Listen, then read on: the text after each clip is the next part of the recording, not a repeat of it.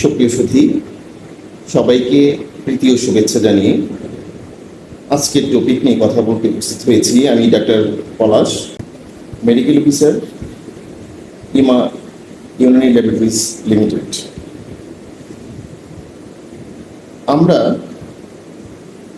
অনেক রকম ভিডিও দেখি বা ভিডিওতে আলোচনা শুনি যে সেক্স কমে গেলে কি করে আমরা বাড়াবো, কেন কমে যায়। কিন্তু আজকে আমি খুব সহজ ভাষায় এই বিষয়টির উপর দুটো কথা বলতে চাচ্ছি। আসলে মানব দেহের প্রত্যেকটা কার্যক্রম পরিচালিত হয় একটা বিশেষ তরল পদার্থের মাধ্যমে।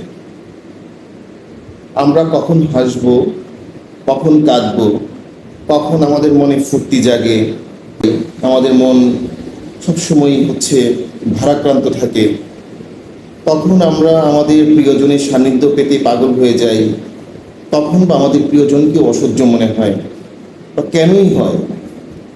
এই প্রত্যেকটা কার্যক্রম কিন্তু মানবদেহের একটা তরল রস দ্বারা পরিচালিত হয়। শুনতে সত্যি অবাক মনে হলেও এটা সত্য যে মানবদেহের কিছু রসের খেলার কারণে আমরা বিভিন্ন রকম আচরণগুলো প্রকাশ করে থাকি। আর সেই তরল রসটাকেই ইংরেজিতে আমরা হরমোন বলি। আসলে এই হরমোনটা একটা গ্রিক শব্দ।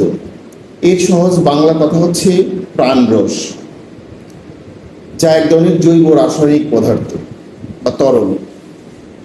এই তরল একটা রসই আমাদের কিন্তু সমস্ত কিছু নিয়ন্ত্রণ করছে। কোনো কারণে যদি এই তরল পদার্থটা ঘাটতি দেখা যায় আমাদের দেহে, তাহলেই বিভিন্ন রকম সমস্যায় আমরা জড়িয়ে পড়ি। বিভিন্ন রকম তরল পদার্থ বা হরমোন আমাদের দেহে নিঃসৃত হয় বলেই আমাদের বিভিন্ন রকম লক্ষণগুলো প্রকাশ পায়। তো আজকে সেরকমই একটা হরমোন নিয়ে কথা বলবো, যে কারণে আমাদের যৌন আকাঙ্ক্ষা দিন দিন কমে যায়।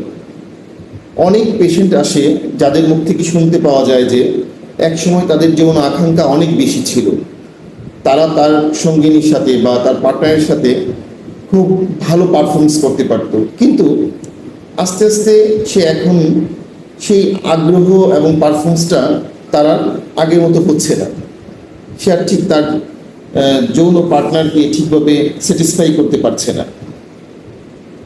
এই জন্য সে বিভিন্ন চিকিৎসকের শরণাপন্ন হয়েছে, বিভিন্ন রকম বাজারে পাওয়া মেডিসিনগুলো সেবন করেছে। কিন্তু আসলেই আমাদের জানতে হবে যে কেন আমাদের যৌন আকাঙ্ক্ষা কমে গিয়েছে। আমরা যদি আমাদের সেই কারণটাকে নির্ণয় না করতে পারি, তাহলে আমরা যত রকম মেডিসিনই গ্রহণ করি না কেন, আসলে রেজাল্ট কিছুই হবে না। বরঞ্চ বাজারে কিছু ইনস্ট্যান্ট মেডিসিন রয়েছে যেগুলো খাওয়ার ফলে আমাদের উন্নতি তো হচ্ছেই না, আমরা আরও দিন দিন আমাদের যৌবনটাকে ধ্বংস করে দিচ্ছি। তো সেরকম একটা হরমোন পুরুষদের ক্ষেত্রে টেস্টোস্টেরন।